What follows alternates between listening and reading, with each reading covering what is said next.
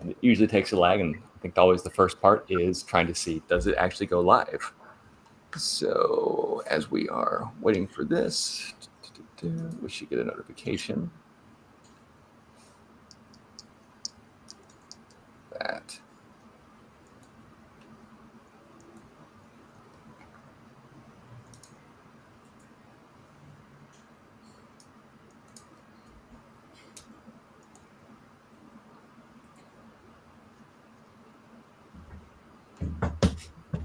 let's see. So it says we are live, but I'm not seeing it pop up on the LinkedIn.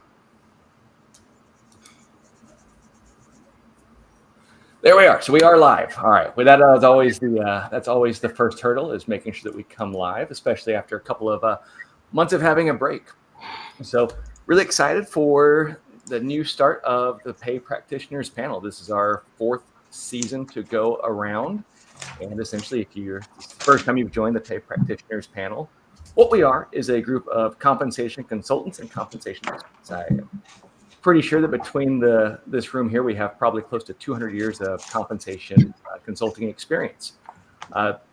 This is the first conversation we've had starting this quarter with this new panel of all compensation experts. And today we're going to be talking about compensation communication strategies for your team.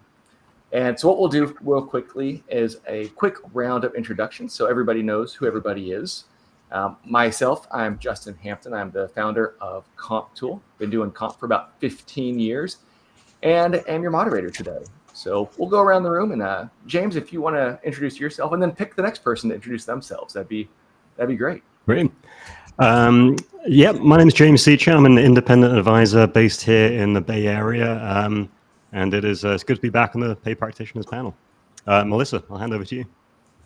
Yeah, I'm Melissa Bixby, and I'm based in Austin, Texas. I have been doing HR and compensation for more years than I care to count. Probably the first chunk of that, I'll call it 15 years, was in-house building these programs from the inside out. And then in 2008, that switched over to consulting. We do broad-based consulting here that covers everything from program development, variable comp, and all things that stick to comp, such as performance management, succession planning, etc. Octavio? Thanks. I'm Octavio Cardenas, based in the San Francisco Bay Area. I'm consulting with Alpine Rewards. Been doing this for 20 years. All things kind of non-executive compensation, as well as some executive compensation as well. I'm really just looking forward to our conversation today, and hand it over to James King.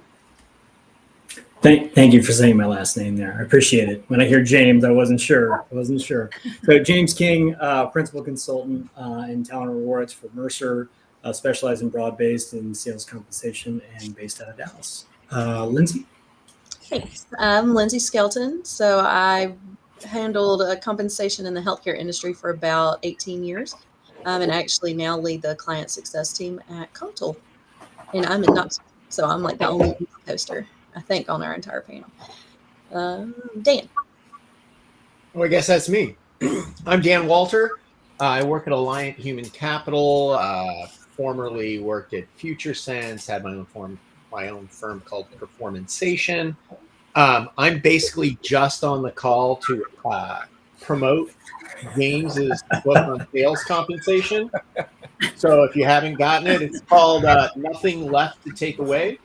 So he won't promote his own book, but I'll make sure it's promoted for him. It's very good. I run a team of about 15 people that does, we kind of refer to ourselves as the SEAL Team 6 of compensation. We do a lot of the stuff that most people in the comp world don't do very often. Equity comp, sales comp, but really working with companies that are outside of the norm, situations that might be unusual, a lot of transactional support, harmonization support, but we do, soup to nuts, and Alliant Human Capital does everything HR, OD, compensation related, and I'll shut up now. Catherine? Hi, Catherine Dovey from Sound Compensation in Seattle, Washington. Nice to be with everybody today. Excited to be here. I love talking about this kind of stuff. I've been doing compensation so long. I don't want to talk about it, but I've it's fascinating. I've always been fascinated by it from day one. I do a lot of work with closely held companies, a lot of nonprofit. We do board advisory for nonprofit especially, and very happy to be here with you today. Denise? Thanks, Catherine. I'm Denise Liebetrau. I'm the founder and principal compensation consultant at Prosper Consulting. My team and I work with a variety of firms from small to large, private, public. I also am a pay negotiation coach, so I teach people how to ask for more money and have careers in alignment with what they value. And I'm happy to be here and have more than 30 years of experience and looking forward to hearing everybody's thoughts on compensation communication. Great. Well, Denise, you kind of play both sides of the field on the I do. compensation management plus the employee help. So that's great. I think I'm sure it brings a lot of great context on both ends. So it makes me very empathetic when employees ask for more money. I know how they're thinking. I use that when I work with employers as well. Well, great. Well, let's dive in. So if, again, this is an unrehearsed, but very informed group of folks as we'll go through the conversation today. So, one of the things I always kind of like to think about is from a compensation perspective, we've got compensation philosophies and compensation strategies. How many of you have worked with organizations that have built in that communication piece as part of their formal strategy or part of their formal philosophy? And is it something that you would recommend that companies do to start identifying who communicates and what are they communicating? James King, what are your thoughts? Again, thank you for saying my last name. So actually it's hit or miss with a lot of organizations, but the one thing I usually tell them is you can get all the numbers right, but if you don't get the words right, it doesn't matter. It doesn't matter how good the numbers is or how fancy the calculators are. If the messaging isn't aligned with those calculations, or you're not able to explain what the calculations are, then it falls on deaf ears, and ultimately you're not going to get the kind of engagement that when you're doing that, the kind of engagement that you're looking to get. So I would say with most of my clients, it's some do, some don't, but that's usually a really big opportunity if they don't for them. Yeah, Catherine. So what I've found is that most organizations are so focused on getting the numbers right that they don't think about and they don't put the attention that they need to on the communication. And frankly, communication is 99% of the importance here, because perception is reality for employees. And if they perceive things to be a certain way, they are going to assume that they're going to assume that. So we've got a baseline that we need to deal with. And secondly, I think I tell my clients, if you don't talk to employees about compensation, the internet will. And let us be the ones who are giving the message. Let us define what that message needs to be, rather than having some random post tell the employees what they think they should hear. I would argue the internet doesn't provide any information anymore, because we now have AI to fill up. And it's genius. Everything it says about compensation is always right, perfectly on point, exactly what your company does. So yeah, just let your employees go and ask, ChatGPT, how come I'm paid this much money? And I'm sure it'll be exactly what you're wishing that they knew. Years ago, I used to write for a blog called The Compensation Cafe. And a few of us put together a book that's now, I think, 11 years old. Everything in compensation is communication. And I truly believe that's a fact. Your compensation programs communicate to your staff who your company is, what's important, whether they are important. So whether you're communicating or not, you are communicating. If you know somebody who has a bad poker face, that person where you can say something and they do this, and you don't need to even say anything. I know you don't like my idea. All of your staff is already like that, and your compensation programs are a bad poker face. So if you're not telling them what you want them to hear, if you're not telling them what you need them to hear, you pretty much already wasted all your time and money trying to price jobs right, or put together that incentive plan, or align with your strategy, or create something that's culturally sound. All that pointless if you don't explain to people that you did it and why it means something to them. And doing it often, doing it once a year is not enough. And it can't just come from comp as well. You know, comp needs to train the leaders who need to have the same message to their employees that comp is having. I mean, I know for me, we used to do it. Obviously, we would communicate with new hires, of course, but then, you know, even during open enrollment, during performance reviews, of course, during your annual cycles, having town halls, you know, lunch and learns, those sorts of things. So it needs to be a continuous conversation in order for it to really be impactful, rather than just a, hey, here's our one time a year. We're going to say, yes, we're market competitive. Just believe me, and move on. Yeah, when I have new clients, I just met with a client yesterday, and I always, even if it's not built into the project, with me helping them with their communication, going, you know, to roll the project out, I'll say, you know, in the philosophy, you might touch high level on communication, but then as part of the project, alongside your project rollout schedule, I encourage them to actually develop that communication strategy as to how the audiences, how they're going to communicate throughout the project, and then at rollout to have, you know, as Denise was saying that, or Lindsay was saying, the continuous conversation, right? When can you continue to get in front of your audiences to make sure they're understanding what's going on with comp, where it is, and so they don't fill that void with their own, you know, crazy, which are always 100% negative thought process. Yeah, I think I would only add that, right, the most successful engagements that I've kind of been in consulting is usually when we're kicking off an engagement, somebody from communications is there. So right from the get-go, we know communications is key because, you know, as everyone's already said, is essentially we need to make sure that we're not only designing a great program, but that we're going to be able to communicate this. People know that this is coming, what is coming, right? What is changing, what's not changing. And it's always, whenever I kind of show up at a kickoff meeting and they have communications there, I know this is going to be a successful project.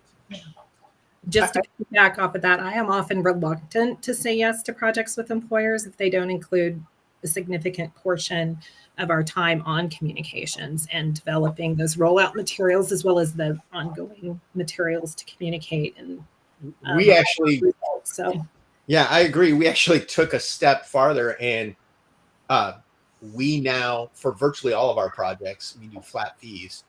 We just include the rollout and communications in the project cost up front. If you don't want it, you're still paying for it. So you should probably use it.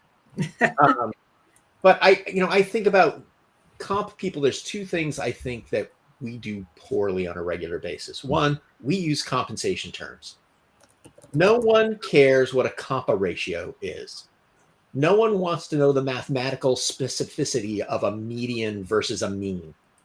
No one liked it when they were in 7th grade math. They don't like it now. The word compensation is a negative term.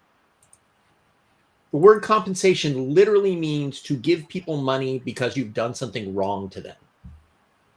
Look it up in the dictionary. It doesn't even mean what we want it to mean.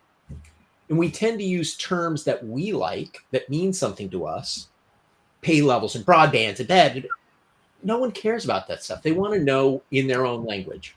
So that's one piece, is we have to use their language, not ours. The other piece is rollout is like making it to the Super Bowl. When you get to your rollout and you rolled it out, great. That doesn't mean you played in and or won the Super Bowl. That just means you got to the field. Then there's a coin flip, and then you play the game. That's when all of the work happens. We tend to communicate right up to the point where it's like, okay, guys, get out on the field and go play. It's like, well, aren't you the coach? Aren't you supposed to tell us what to do now? Oh, yeah, sorry about that. We should be spending more time on the game and less time on planning for the game, but we don't. partly because we all have full-time jobs doing compensation work, partly because we don't always involve our communications people. But for those of you that work at small and mid-sized companies, you probably don't have an HR comms department. But you know what you absolutely have? A marketing and a sales department. You want to figure out how to communicate your programs? Go to your marketing and sales people that are good and say, here's what I'm trying to say. Tell me how to say it in a way people care. You will be shocked. They like instantly, idiot savants when it comes to communication. They will explain to you exactly how to boil it down into 8 bullet points, what you have in 14 slides. Yeah. And Simple is better than complex, but simple takes time, right? Like some of the things that we do behind the scenes, I think, are for the audience of business leaders, compensation, and HR leaders. But then when you roll it out, simple is better than complex. Yeah. And a great quote from Woodrow Wilson about that. You know, if you give me an hour to talk, I'm ready now. If you give me, I think it's if you give me 15 minutes to talk, I need a week. But if you give me 5 minutes to talk, I need a month. Right. So it is. I don't remember the exact quote, but feel free, everybody, you're on the internet because you're on LinkedIn, so you can look it up. But feel free to use it. It's a good reminder. This isn't a new problem. This is an always problem. And I think one problem too that I'd love the panel's thoughts on is how much of our comp philosophy do we share? How much information is the right amount of information? Is it here are the salary surveys that we're using, or is it we are using the best practice for compensation providers? Do you share what the 50th percentile is? Do you share the market matches? And I think it also goes back to what Lindsay's earlier point was how often do you share that? So I'd be curious to hear from the panel. How much what do you not share with folks? I guess is an easier question to ask. I think it depends on the organization. There's no one size fits all to answer that question. Because culturally, there are some companies that are like, share everything. And then there are some who don't share anything, right? And so I think the general premise is the more you share, the more communication you have to do and the more frequently you have to communicate, which isn't bad. You just need to be prepared for that level. Yeah, and I would say,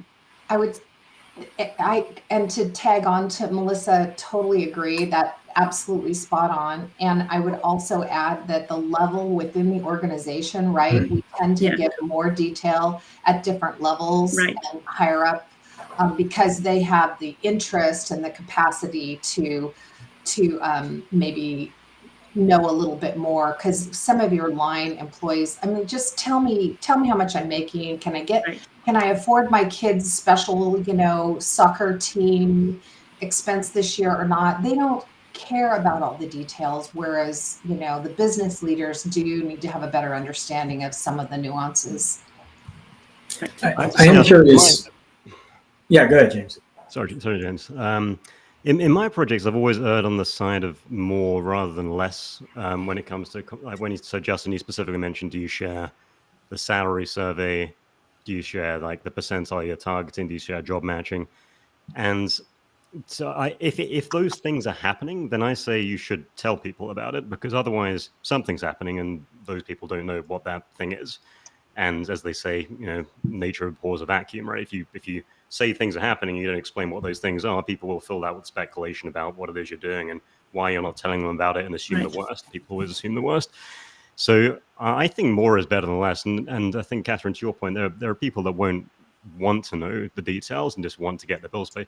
They can ignore it. They don't have to listen to it. And this is where managers come in as well. It should be frontline managers that are communicating this, engaging the needs of their employees and their reports about the level of detail that they require. So for a company-wide presentation, I might just refer to the survey, refer to a target percentile, but then in those one-on-one conversations, then I think it's totally appropriate to go into a high level of detail if it's there and available.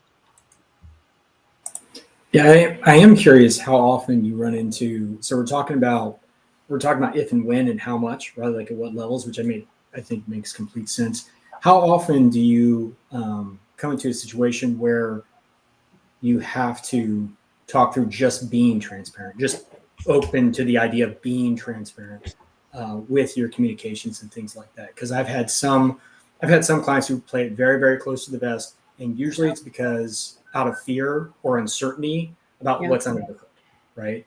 And so I was curious if the rest of you have faced anything like that, or if that's very often for you, because that's usually where most of my conversations start. They start with, okay, let's talk about if you do increase transparency, how far and when. But let's also talk about how it's good for your organization, not just your employees. It actually increases the engagement of your employees, lowers your turnover, so on and so forth, right? So I was curious if the rest of you, if you face that fairly often, or no, we're already to the point where let's talk about when and if. I think all those fears are unfounded as well. Right? Go ahead, James. No, you go ahead, Denise. It depends on the client, right? Like some are ready to share and open the kimono and share all the details, and some are much more reluctant. What I found is, to your point, you mentioned the word fear. I have talked to some leadership teams who are reluctant to even post pay ranges on job postings. And in this day and age, that's kind of foundational. You need to do that. And usually it's fear-based because they feel like they can't do what they want if they are transparent, right? It puts some boundaries on what they can do, but that's the point. And I try to explain that the pay equity and pay transparency laws that we're living with now and the complexity that they have brought, because they're so different across different locations, we got that because we weren't transparent before. So this is meant to close the pay gap. And yes, there are some boundaries and some things you can't do once you're transparent, but that's actually healthy. And you should just think through how are you making pay decisions and how you're going to communicate those details. But that doesn't mean you shouldn't be transparent.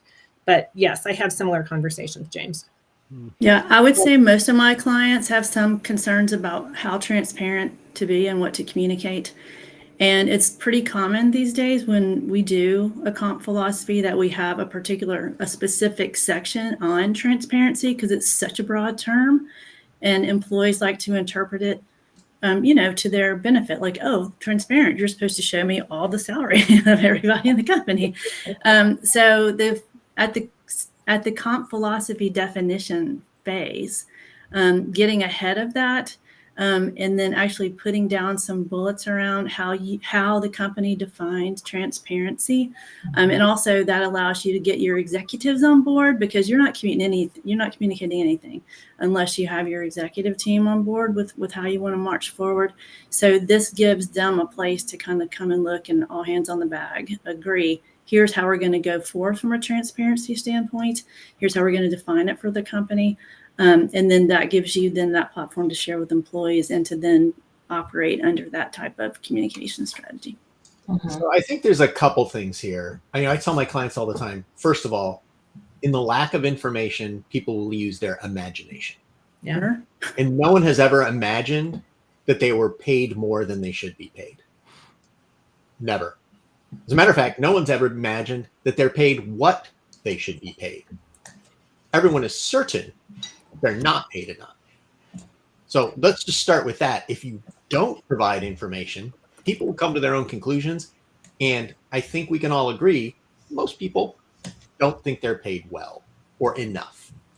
But the other piece is on transparency. The way I describe this for people is it's sort of like windows in your house. So if you think about your average house, you have a window in the living room. It probably is about, the bottom of the window is probably about the height of your sofa. And that's so people can look into your house, maybe see your beautiful mantle or your grand piano, but they can't see the mess your kids and dogs have left on the floor. And then windows at the back of your house go all the way to the floor, usually French doors, sliding glass doors. And that's because anybody in the backyard or any in the back of your house, they've already come through your house. They've seen the mess. You already know. But the windows in your bathroom are shoulder height. And I think we all know why they're shoulder height. Nobody really wants to spend a lot of time looking in your bathroom. And some of our windows are like, hey, look, there's a light in there and that room exists, but we're not going to give you full purview into that. But this piece over here, this is our backyard. We should be really transparent about that. And over here, we have to be a little more careful because there's still a mess we're figuring out, but we can give you enough of a view to at least explain we're generally paying well, we generally are within market, here's how we define that, but maybe we're not going to give you Sally's exact pay because Sally is wildly overpaid or wildly underpaid, and we haven't figured out how to fix that yet. You know, I recently did a project for a company. We looked at some people and I went, these people are literally paid 150% of market. I don't understand. Are we not looking at their titles correctly? Did you give us a bad job description? And they went, oh, those people. They were all recently demoted. So we changed their title and we changed their responsibility, but we never figured out how to change their pay. You don't necessarily want to be fully transparent and say, hey, these people over here that you work with kind of suck, because that can be sort of demoralizing. So it's a careful thing to be considerate of, but if you don't provide the information, people will fill it in. They'll come up with it. You know, that's why, eyewitnesses are so terrible in crimes is, what were they wearing? I'm not sure. Were they wearing jeans? Yeah, maybe they were wearing jeans. It's like they weren't, but people are suggestive. So my experience, I completely agree with you. And I love your window analogy, Dan. I think that's very clever. My experience has been that when organizations have a cogent comp plan that the executives understand, they're much more interested and likely to be willing to have to have more transparency. It's when they're making stuff up and they know they're coloring outside the lines and they know there's personal bias in there that they're super uncomfortable about, actually sharing the information. That's thing one. Thing two is I actually had a client that had 6 locations across the US, and there were only 2 people in the organization supposedly who knew how much everybody was making. And that was the CEO and the payroll clerk.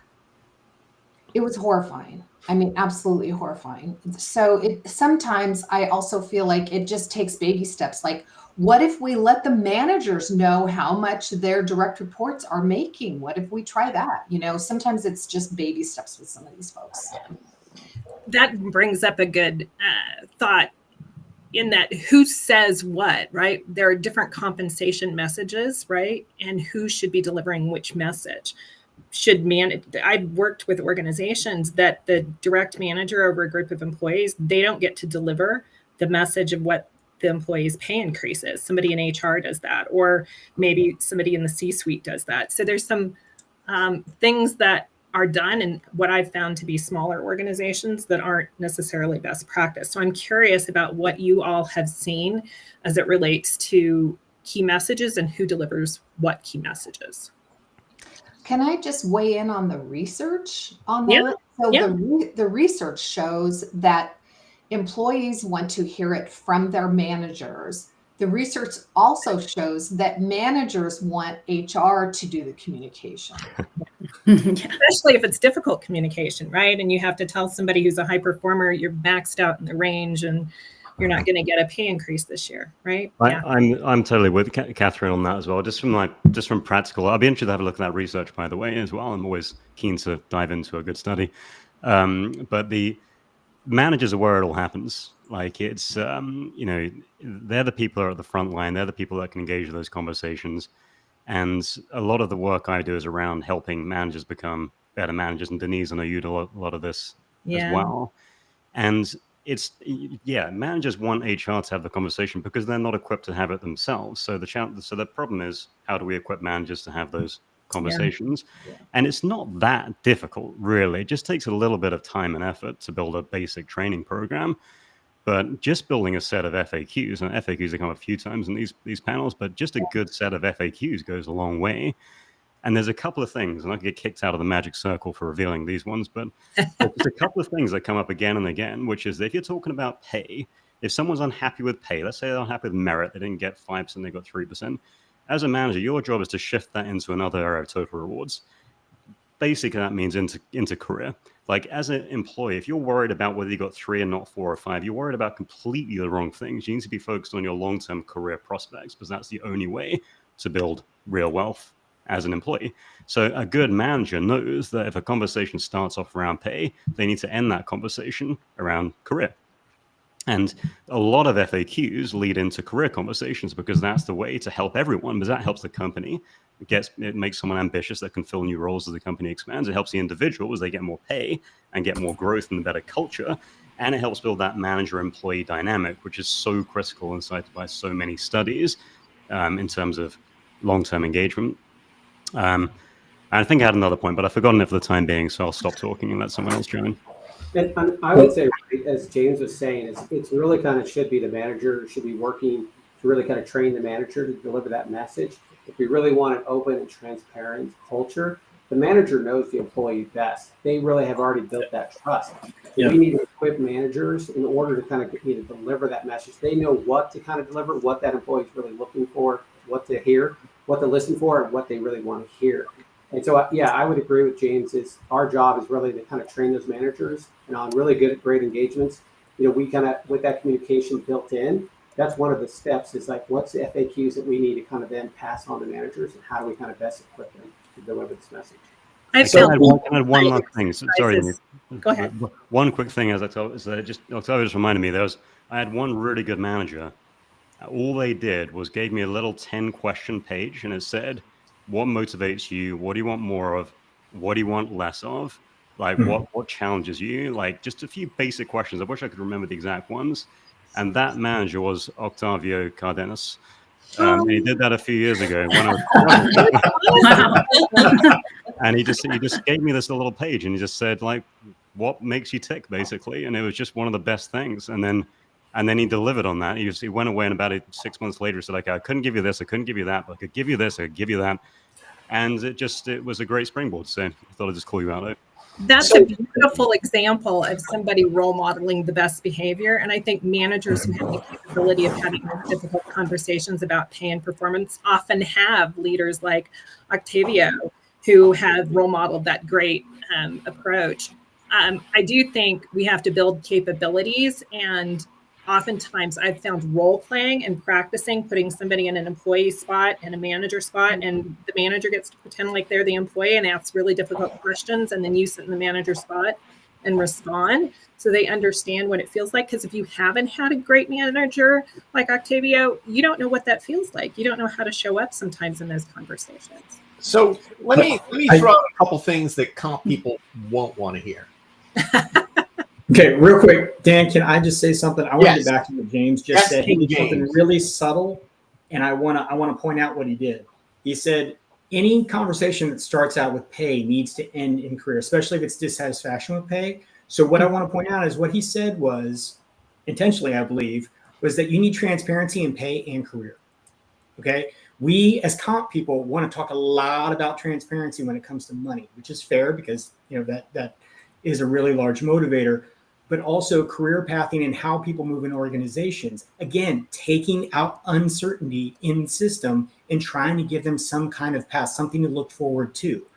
So getting out of, another way to put it is the short term and looking at the long term, like I think James said. So I just want to point out, when we say transparency, we're not just talking about pay. And I think this also, I don't want to take us off too far in another direction, but this also applies to your entire employee value proposition. It doesn't have to stop with career path.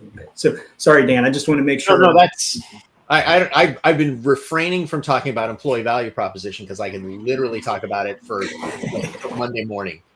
So I'm going to keep refraining, but let me give you those two things that comp people don't want to hear. I think most don't want to hear. One, I do a lot of work with executive comp, with comp committees. And when I do that work, I give my clients a couple of options. One is I can provide you with board ready information and you can go present it. Almost nobody says yes to that. Or I can put everything together and I will be the talking head because I'm the subject matter expert that you just paid a bunch of money to go do this work. But what I recommend is I give you the information and I just sit in the background. And so when the question comes up that you're not comfortable answering, or when you want to throw me to the wolves, but take credit for everything else. Explain it yourself. That gives you credibility in the eyes of people, and it allows me to fill in where you need to. And I think we need to do this with managers. We don't, because we're busy. We don't have time to do this with managers. But if you said to a manager, hey, look, I need you to explain this, but I'll be right there. I'll be right there. If you need me, if they ask a question you don't know the answer, just go, hey, can you answer that question? Yeah, I can, because that's what I do for a living.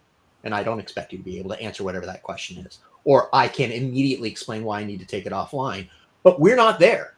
People are operating without a parachute, and they know it. And the reality is, if you think about all the people you went to school with, how many people really wanted to do the oral presentation in front of the class?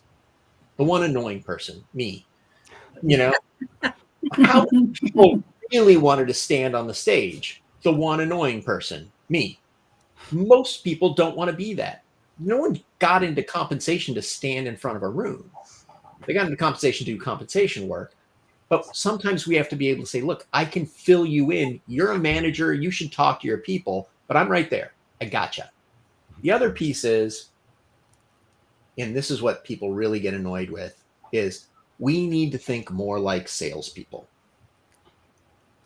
And so salespeople, the basics of sales is this: feature, advantage, benefit. The feature is the thing. Advantage is why it's generally good. And the benefit is why it's good specifically for you. So when I'm talking to you and I say, oh, we pay at the 50th, so I'll give you a better example. A real life example. I worked with a not-for-profit. They get their money from a foundation. And they said, we're only paying at the 50th percentile. I went, yes. Here's what you say. Feature is we pay at the 50th percentile. The advantage of paying at the 50th percentile is the money we're not paying above the 50th percentile goes to the purpose of our existence. The reason we come here all the time. The benefit to you is when you come to work every day, part of what you're doing every day is contributing back into the charity that we are actually trying to solve this medical issue.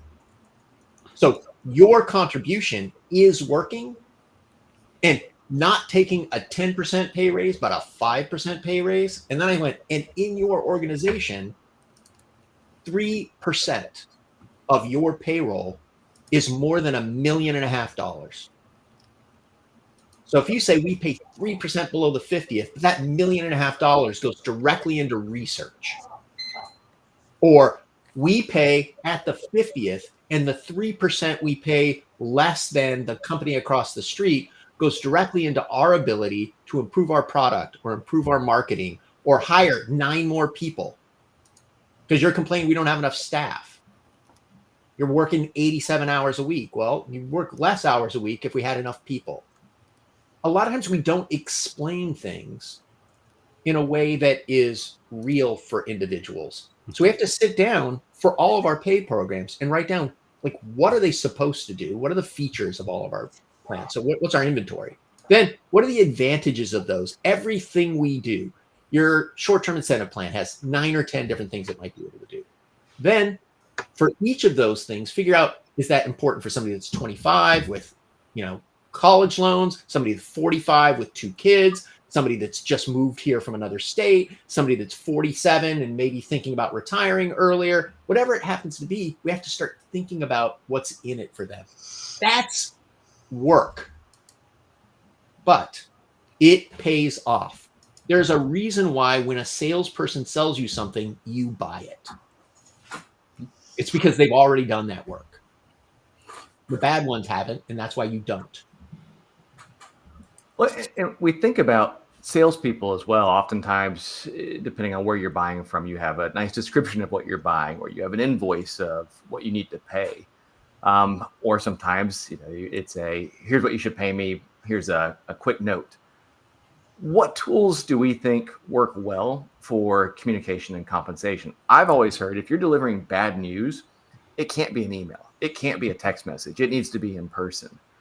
What other practices do you follow that allow you that helps to guide you and your managers and other teams having those conversations with employees and other folks in the organization around compensation? Any best practices you're doing? Melissa, I haven't heard from you in a bit. Yeah, I was just trying to think of where to jump into the flow here. I know when I was in-house and then now how I coach clients, the general premise is to be conflict averse. I mean, we're all conflict averse, right? And mostly conversations around compensation are just fraught with conflict because, not many people are ever happy with their pay. It puts really the fear into your managers when you go, oh, by the way, you're going to have to communicate this to your employee, right? So I'm with you. Communications around compensation should be face-to-face, and they should happen pretty frequently, or at least have the material available, the basics. So some mediums I've used, obviously the cascading of rollout information. So you have, as Catherine said, presentations tailored to your audiences, the most broad information presentations to your executive staff, and then on down. And when you get to your manager level, it's not only a communication about the program, but it's also a training, right? They're not comp experts. They don't know the lingo. And if you're going to ask them to get in front of an employee and deliver some information around comp, you got to start to give them some tools, give them some education. So you have training for your frontline managers. And then to go that extra step, I think James mentioned the FAQ. You want a good FAQ, right, of what the known questions are going to be coming out of your employee group. This is back to know your audiences, know your issues, know your problem folks, and what they want out of something like this. Get those folks engaged early, make them part of the process. So you have your FAQ, and then finally, I typically like to put together a talking points document for the manager, and they're not going to read it in the meeting. They're going to pick it up and read it to the employee in the meeting, ideally. But it basically says, in this meeting, here are the 6 points you need to cover, right? This is not an hour-long meeting. This is a 15-30-minute meeting maybe to go over if there's no questions, right? So you have your talking points that basically say, boom, boom, we had a project. Here are the high-level outcomes. Here's how it affects you. And then you have some scenario built out that says, if the employee asks this, here are some ways to respond. And all of them are ending in and pay, but then development, right? You're looking forward, not necessarily just at the comp, but then forward. So that's that talking points document. And then, and I always recommend a salary administration guideline of some fashion. Yeah. Right? Because you put the program in, you do all this wonderful communication, you get folks educated, and then you haven't given your managers or your employees any roadmap as to how to use this going forward. Yeah. So, day 2, you're right back to the old habits and old practices. So, in a fashion that makes sense for the organization, you want to craft that your executives are bought into a set of salary administration guidelines that guide what happens when I have a new job, what happens when I want to change a title, what happens, during a promotion, a merit, demotion, right? Give them some guidelines. Who has the approval to make certain changes, right? What's your approval change? So anyway, that's critical as well around communication and making those tools, available to managers and employees. I love it. Some of the other things I've seen as well is kind of posting some videos on demand, right? So having the CEO talk about what is the compensation philosophy, why they kind of set it. Yes. Having the CHRO talk about, whether it's a new engagement that they just went through or just kind of the run of the mill, like here's what we're doing in compensation.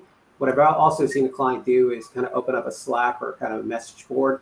So that way managers can message the TR team directly, ask them questions. So it's kind of live and interactive, and they can get information really quickly. So I've kind of seen that as kind of some really neat things of using technology, the video on demand and the message board or Slack channel. Well, and Lindsay, you had earlier mentioned kind of the frequency of how often those conversations need to happen. I'd be curious if you have any thoughts on frequency in terms of, in-person conversation, but also other types of information, how you make that available to folks. Yeah. So one of my biggest things was having, and kind of like Melissa and O both mentioned, is having numerous different ways that the message is communicated. So you got to think about people learn and absorb information differently. Some people will be fine hearing a big message like that in a group setting, whereas some, like, I just want to have a one-on-one conversation with somebody, or I'm fine with just reading a PowerPoint. I'll figure it out myself. I'm busy doing other things, right? So I think it's really important to, of course, communicate it as often. I don't think you can over communicate stuff as important as compensation, because you're really impacting the livelihood of your employee population. So you really can't over communicate, but it's being able to do that in numerous different mediums. There's as many ways that you can communicate it, the better. And also to make sure that employees understand what their options are, especially if you work maybe in an environment where there's not a whole lot of trust. So yeah, you're having these conversations with your leaders, but if they're not good at delivering it, or there's not a lot of trust with those leaders, employees need to know, okay, well, I don't like this message. I'm not understanding. I don't trust my manager. What do I do from here? Do I contact compensation? Do I talk to my HRBP? Am I going to get the same message from all of them? So I think it's really good to have that escalation point and let them know, hey, if you need additional information, these are your other options, not make them feel like they're stuck with just the message that they're getting from their direct leader. So That's a really good point. Yeah, I like to just tacking into that, Lindsay, if we go back to the communication, the rule of 7, that communication folks use, it's 7 times 7 ways, right? And so that is a kind of one of the basic tenets that I always share with my clients is think about it 7 times 7 ways. It's an email, it's a video, it's a conversation with manager, it's an all staff, it's a combination of all those things together. It's really interesting too, one of the questions comes up, how effective is the communication? And it's so interesting because we think people are hearing us. And what happens in people's brain is you start talking about compensation and the first thing that happens in their brain is they start planning, okay, can I afford that addition to the house? Can I afford that new car? Can I whatever? And they lose track of the message. And I worked with one client over an 18-month period. I presented to the entire staff 4 different times, myself and the HR team. So I know it was communicated, I built the communication. I was in the room when it was happening, yada, yada. Anyway, the 4th time, one of the most basic questions that we had talked about the previous 3 times came up in the room by somebody who I knew was in the room all those other times. So it is really important to test the waters and see how people are absorbing it. But it's because their brains are focusing on, WIFM, right? What's in it for me? Mm-hmm. So a couple thoughts on this. First of all, technology has out-evolved humans. So we spent, give or take, depending on what you believe, let's say 10,000 plus years evolving to communicate with each other. And that communication was mostly look me in the eye, I look you in the eye, my face makes expressions, your face makes expressions, my hands might do things, I might point. And we talk to each other. That's how we communicate. Very few people, even 100 years ago, had the skill to properly communicate with written word in a way that resonated with people. Most of us aren't Mark Twain. So it didn't work. Most of us can't do that. This is how we were meant in evolution to communicate with each other. And to the extent you're unwilling to stand up, or at least in a Zoom call, put yourself up on a screen, put yourself in front of people and talk to them, that's a problem first and foremost. So your first and most important medium is you. You are the medium. Everything you do supports you. And if you're not the medium, then their manager, as we discussed earlier, is their medium. Their CEO is the medium. It needs to start with humans talking to humans. I love portals. I love websites. I think there's amazing ways to communicate now. Videos, fantastic. This works. But everybody that's right now putting comments on LinkedIn, I guarantee you, would get more if we were in a room together and they were in that room and just interjecting and participating.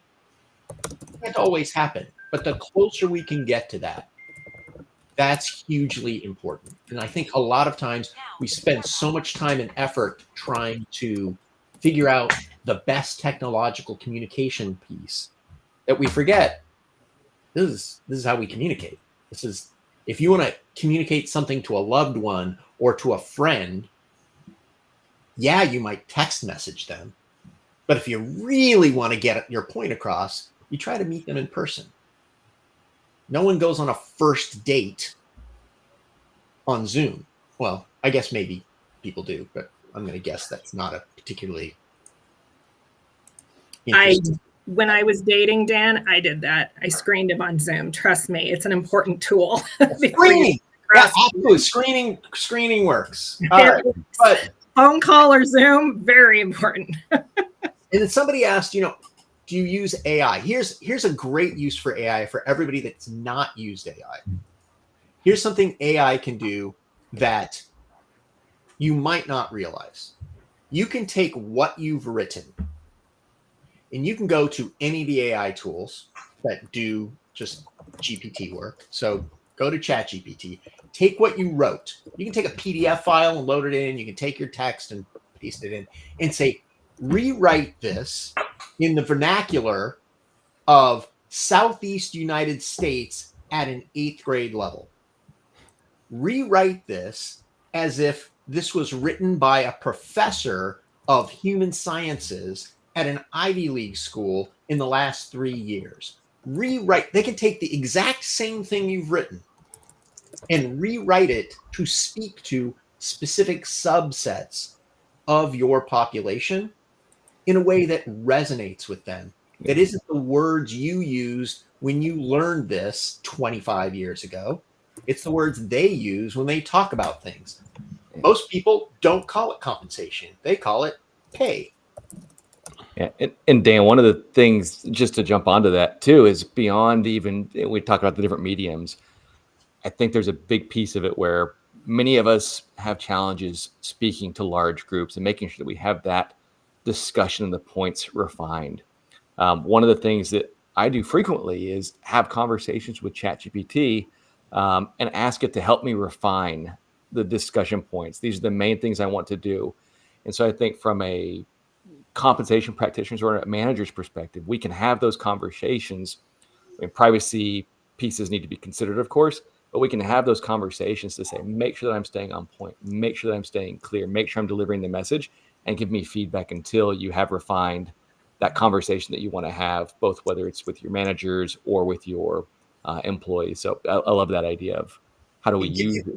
Yeah, give it variations. Say, hey, give me 5 variations of ways I can say this. Yeah. The other piece is, the last thing I'm going to say about AI today, because I could talk about AI forever as well, is just because ChatGPT gave you the answer doesn't mean it's right and you should send it the way it looks. For God's sake, stop it. I can tell if there's a bunch of bold headlines with a topic, words, that came from ChatGPT. No one writes like that. ChatGPT formats their stuff in a very specific way. You have to tell it not to do that, or you have to change it yourself. And I can tell you, if I can tell that it's from AI, AI can tell it's from AI. And if AI can tell it's from AI, so can your staff, so can your engineers, so can your executives. So take the time to take your AI answer and turn it into your answer. It is completely ludicrous. It's like those people when you ask them a question. I'm sorry, somebody I think just got ran over by a combine. We have screeching sound in the background. But when we're putting this stuff together, it's sort of like when people would ask you a question and you would copy the answer from Google 15 years ago. I feel like I could have Googled it myself. As a matter of fact, I did Google it myself. I got the same exact stupid answer as you. I needed better information than that, and I sent it to you, and you sent me back to Google. Stop it. It's like when you call a customer service center and they say, have you looked at the questions on our customer service FAQs? Yeah, I did. Now, can you tell me what the hell they mean? It's amazing. We forget that sometimes. We're annoyed by the same things outside of our industry. So we all got to just be more cognizant of that. It's a great tool, but it's a tool. A hammer doesn't hammer the nail in all by itself. Well, love it. Well, we're coming up on the last couple of minutes before the top of the hour. So I'd love to give everyone just another 15, 20 seconds to say, last thought, what do you want people to take away from this? And what I took away from this was, when we have these conversations, they need to be relevant to the person. They need to be topical. They need to be empathetic, but they also need to be focused on how can the organization help, whether it's through pay, development, leadership, understanding of the different compensation practices that we have. So James, how about yourself? Any last thoughts? I think, when we think back to this conversation, I think don't be afraid of this process is probably my advice. Like communication, everyone thinks that you start being transparent and start saying things and everyone's going to bring out the pitchforks, and it just doesn't really happen that much. Most people are humans. They appreciate the honesty. They appreciate the transparency. It gives them a starting point for productive conversations.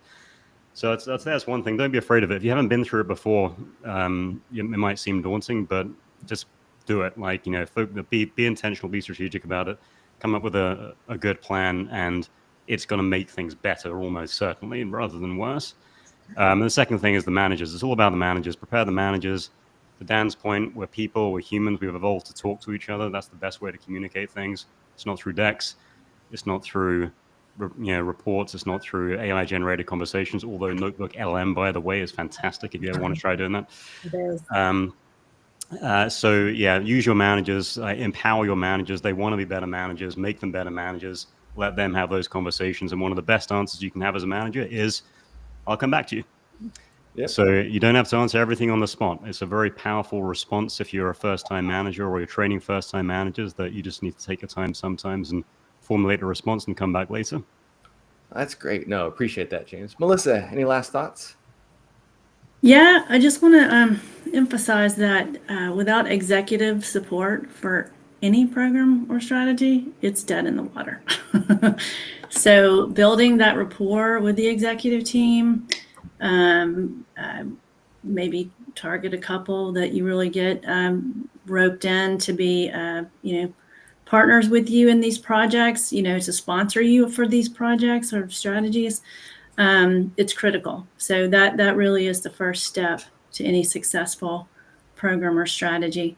The end result, just to close the loop, we didn't get to talk a lot about this, is measuring the outcomes. Is your message getting across? And I know that it's pretty easy these days, and most of my clients they do some type of regular pulse surveys throughout the year, and then maybe do a full employee feedback survey that covers more than just comp and HR matters, but maybe at the end of the year, maybe quarterly, depending.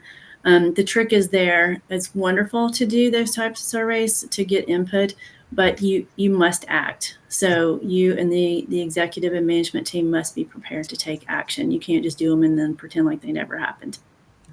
No, thank you. Oh, any last thought? Just real quick, yeah. Anytime you're thinking of compensation, think of communications. It's key to your success. Love it. James King. I am a little sad we went through this whole thing, and this is my first time on one of these, and we didn't do a single movie reference, so I'm going to drop one in. basic. John Travolta, Sam Jackson. All we got to do is get the story right. It's not all we got to do, but as people have said before, if you don't tell the narrative, someone else will tell it for you. And if you're not careful, it's going to be your competitors on the internet. All right, and Lindsay. I think most important is to really be proactive and plan. You really can't plan enough for these types of conversations. Love it. And Dan, last thought. Communication's like learning. If you think you're done, you're wrong. I like that. Denise?